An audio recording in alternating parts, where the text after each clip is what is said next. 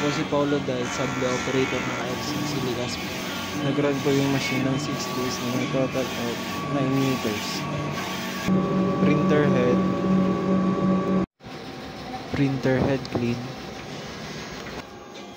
Nozzle check.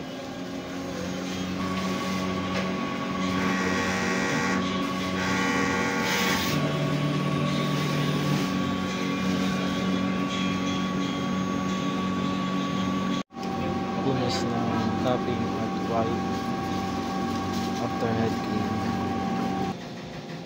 Ink system ay tama lang. Weekly waste dump disposal every Wednesday. EVR naka 220 volts. Ink storage, ito yung used and yung unused. Waiting po ako today ng delivery ng sable paper. Monitoring yung sayan, magenta,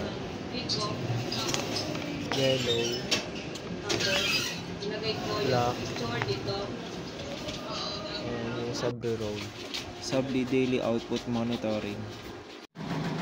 Printer daily checklist.